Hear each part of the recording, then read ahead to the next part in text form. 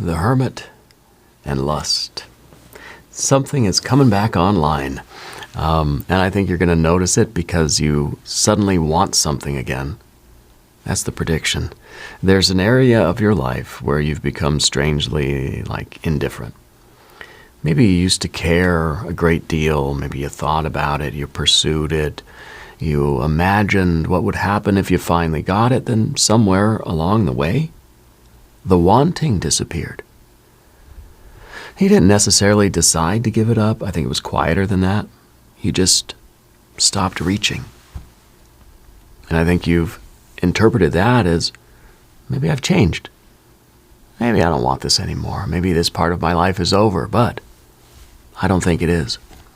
Because the hermit is followed by lust. Withdrawal is followed by appetite.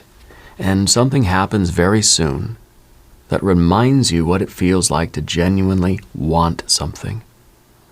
And the interesting part is that I don't think you're going to have to talk yourself into it. Your body knows first, right? You see something or you encounter someone, an opportunity appears, and there's an immediate reaction, interest, energy, a little activation, and you think, oh, there you are. Hi, I'm Paul, and this is Tarot Logic, an analytical approach to intuitive reading. And these two cards together tell a fascinating story. The hermit is inward, right? Concentrated, contained, carries the lamp. The light is there, right? But it's enclosed. And then we move into lust. And everything changes. Look at the movement in this card. The woman riding the beast, the reins raised above her, the ecstatic quality of the entire image. This is appetite, expressed rather than contained. So I don't think the hermit is describing someone who lost their capacity for desire. I think it's describing a desire that went underground. That's different. Because when people say, I've lost motivation, we tend to treat motivation as though it's a substance in the body. Like, well, maybe you used it all up. But motivation is much more dynamic than that. Your brain is constantly, continuously estimating whether something's worth approaching. Is the potential reward valuable? How much effort will this require? How likely is the effort to succeed? What does pursuing it cost? And those calculations influence whether behavior moves toward something or away from something. And sometimes the answer becomes, don't bother. That is the hermit, right? The energy gets conserved. Behavior narrows. You stop pursuing. And if that state lasts long enough, something strange can happen. You start constructing an identity around the adaptation. You say, I'm just not interested in that anymore. Maybe. But sometimes, I don't want it means my brain has stopped predicting that pursuing it will be rewarding. Those are very different things. And lust tells me the prediction is about to change. Something becomes worth approaching again. That's what I would watch for, because I think there is a trigger coming. And I mean trigger in the literal behavioral sense, a cue that changes your state. So maybe it's another person, maybe it's an opportunity, maybe it's something that you see and immediately think, I want that.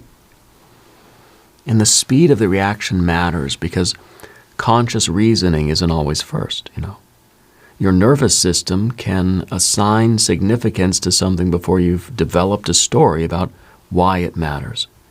Attention changes, arousal changes, your body orients toward it. Then the conscious mind arrives and says, oh, interesting. Why do I suddenly care about this? Because wanting is partly embodied. We don't experience motivation exclusively as a thought. We feel it. That's part of interoception. Your brain is constantly receiving and interpreting signals from inside the body, heart rate, breathing, visceral sensation, changes in arousal.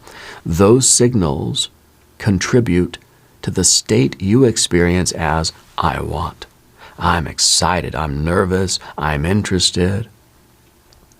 And here's something fascinating. Some of those bodily states, they overlap. Excitement and anxiety aren't completely separate physiological universes. Both can involve increased arousal, and the interpretation matters. So I think when this first happens, you might actually misidentify it. Something becomes important to you, you feel nervous, and you think, maybe that's a sign I shouldn't do it.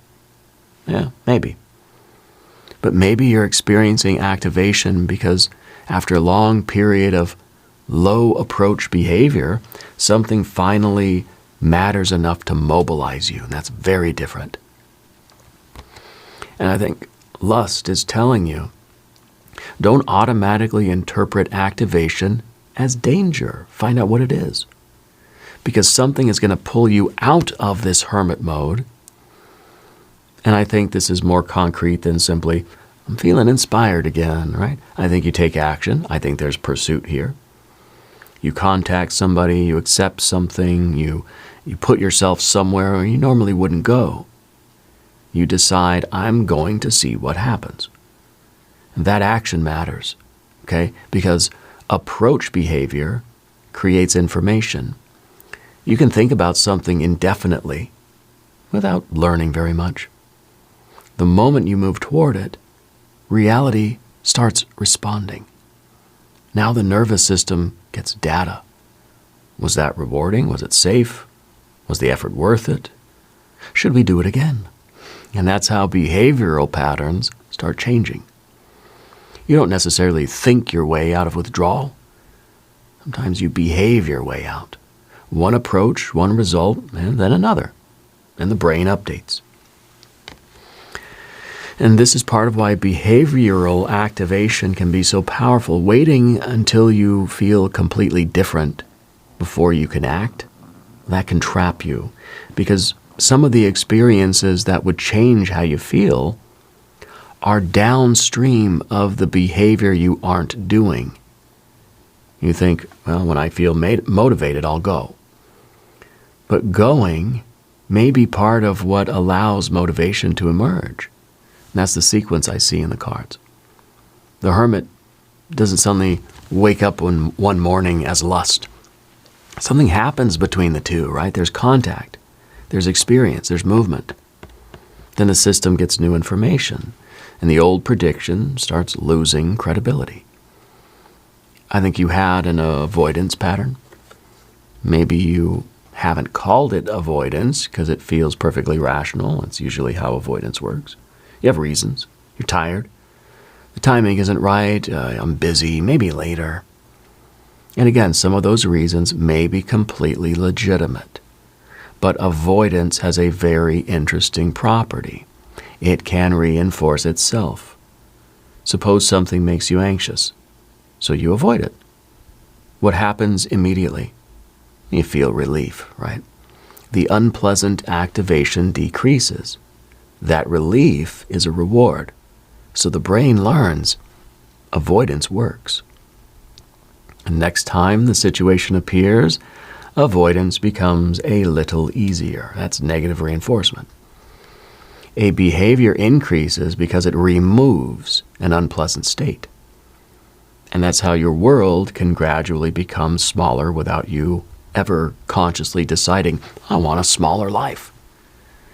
You simply keep choosing relief. The hermit can become very comfortable. But lust isn't interested in comfort. Lust wants contact with life. And I think that's the tension you're about to feel. The safe option is still available, but suddenly there's another option that has enough reward value to compete with safety. That's huge. Because avoidance doesn't usually disappear because somebody gives you a better argument. It loses power when approach becomes sufficiently valuable. Something on the other side becomes worth the discomfort. That's what I think's coming. And you want it more than you want to remain untouched. And I think that's why this could involve a person for some of you. because another human being can become an incredibly powerful motivational stimulus. You may have told yourself, I'm fine alone. Maybe you are. But then somebody appears and your nervous system has a completely different opinion. You notice them. You anticipate seeing them. You become more aware of yourself around them. Suddenly there is an approach energy where there wasn't any before. Dopamine matters here. And again, dopamine isn't the chemical of pleasure, right? It's deeply involved in motivation and pursuit. It helps assign value to cues associated with potentially rewarding outcomes. That's why wanting can become strongest before you actually get something. Anticipation, right? It mobilizes behavior. And I think you're going to anticipate something. That's one clear prediction that I'm feeling here. There's something you're going to start looking forward to. That may sound small. It isn't. Especially if you've spent a long time without much anticipation. You wake up and there's something ahead of you that you actually want to happen. And watch what that does to the rest of your behavior. I think your energy changes beyond the thing itself. You become more engaged, more willing to move. You start paying attention to yourself again. And that's because motivational systems aren't neatly compartmentalized, right? When the environment begins offering credible reward again, exploratory behavior can expand. The world becomes more interesting. And that's really what I think these cards are describing. Your world gets bigger, right? The Hermit has a very small attentional field. The lamp illuminates what is immediately around them. Lust explodes outward, right? And there's a nervous system logic to that. Under prolonged stress, uncertainty or disappointment or repeated low reward, behavior can narrow. The organism becomes conservative. Don't spend unnecessary energy. Don't take unnecessary risks. Stay with what you know. That's adaptive under certain conditions. But if the environment changes and your behavioral model doesn't change with it, that adaptation becomes a limitation. You continue living as though the old conditions still apply. I think that's what you're about to discover. The conditions have changed. There's something available now that wasn't available before. Or maybe you're capable of approaching something now that you weren't ready to approach before. Either way, the old withdrawal strategy is becoming obsolete. And here's what I really want you to notice. Your first instinct may be to suppress the desire, because desire creates vulnerability. The Hermit is safe partly because they aren't asking very much from the world. But the moment you want something, well, the world can disappoint you. That's the price. If I want you, you can reject me. If I want the opportunity, I can fail. If I want the experience, it might not be what I hoped for. So one way to protect yourself from disappointment is to reduce wanting. You tell yourself, it doesn't matter. It works, sort of. You reduce disappointment, yeah, but you also reduce reward. You reduce pursuit. Eventually, you may reduce life to whatever can be controlled, and lust says that's not enough anymore. You're going to risk wanting. That's the breakthrough. I don't think it's going to feel heroic. It may feel almost embarrassingly ordinary. You catch yourself checking for the message. You start thinking about the opportunity again. You feel a little excited about tomorrow. But then you realize, oh, I care. That's the moment. And I think once you realize that, you have a decision. Do you move toward it? Or do you immediately retreat because wanting has made you uncomfortable? Well, I think you move. That's what the order of the cards tells me. We're not going from lust into the Hermit. We're going from the Hermit into lust, containment into expression, withdrawal into anticipation, avoidance into approach. And there's another reason I think this sticks. You're going to get reinforcement relatively quickly. Something happens after you approach that tells your nervous system that was worth doing. Maybe the result isn't perfect. It doesn't need to be. The system simply needs enough positive prediction error to update. You expected, well, this will probably be uncomfortable and pointless, but instead, hey, that was pretty good. That's information. Now the next approach becomes easier. And if you repeat that enough times, something profound happens. Your nervous system begins predicting a different world. The same environment starts producing different behavior because your model of what might happen has changed. That's why I think this reading is bigger than one event. The event is the ignition. But the real story is the behavioral expansion. You start saying yes more. You pursue, you explore, you become interested again. And I think there's a point where you look back and you realize, like, I thought I needed to feel better before I started living differently. But living differently was part of what made me feel better.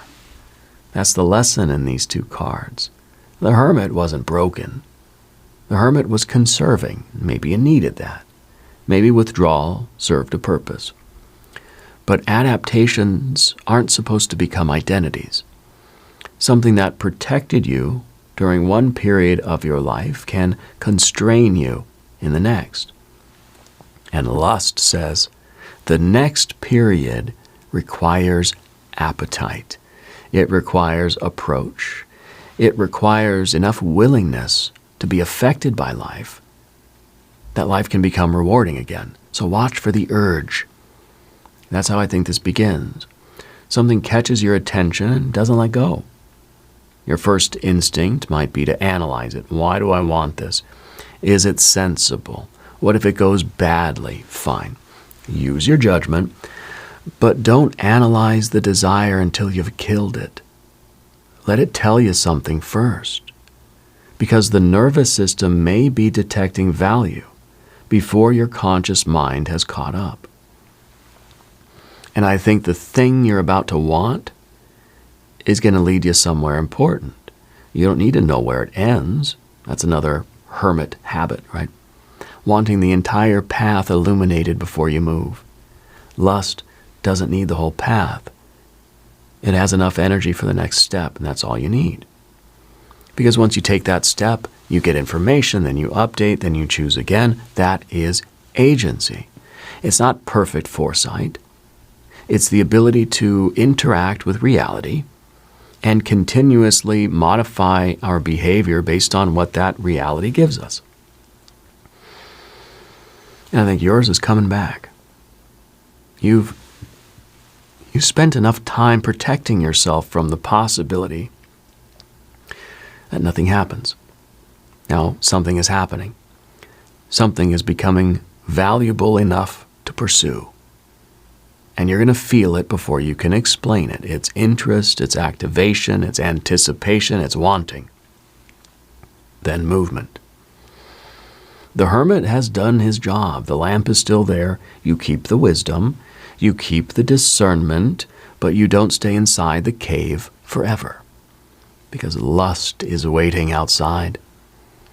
And something out there is about to remind you that being alive isn't only about avoiding what hurts.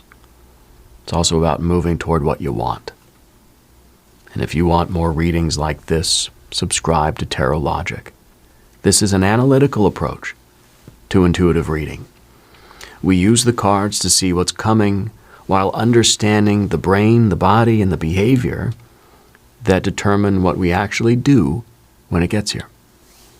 And remember, the most important part of any tarot reading is you.